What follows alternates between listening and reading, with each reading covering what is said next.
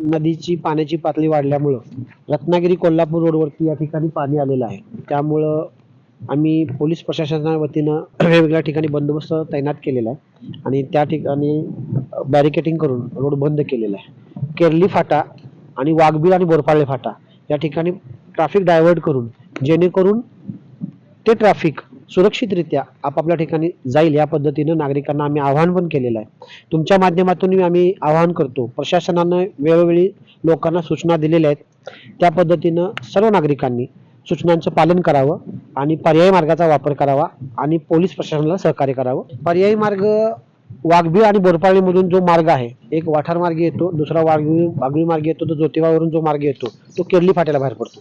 एक केरली फाट्यावरून जो बाहेर पडतो तो वाघबीळ या ठिकाणी बाहेर पडतो. या पद्धतीनं पर्यायी मार्ग दिलेले आहेत, त्याच्या सूचना दिलेल्या आहेत आणि ज्या ठिकाणी आम्ही ट्रॅफिक डायव्हर्ट केले त्या ठिकाणी हजर असणारे पोलीस अंमलदार असतील किंवा नागरिक असतील ते लोकांना सूचना देत आहेत की कोणत्या कोणत्या मार्गाचा वापर करावा. तशी माहिती आम्ही सोशल मीडियाच्या माध्यमातून, तशी माहिती आम्ही आमच्या ग्राम सुरक्षा यंत्रणेच्या माध्यमातून आणि आपल्या माध्यमातून नागरिकांना कळत आहे. आता साधारणतः एक दीड फूट पाणी दिसतंय रोडवरती आणि वाहतोय पाणी. पाणी सकाळी रोडवर नव्हतं पाणी. सकाळी जो बंदोबस्त आमचा लागला 8 वाजता तेव्हा पाणी नव्हतं. सकाळपासून 1 दीड फूट पाणी वाढलेलं आहे आणि अजून पाणी वाढत आहे. पावसाचं प्रमाण पण आपल्याला दिसून येते, पाऊस पडत आहे.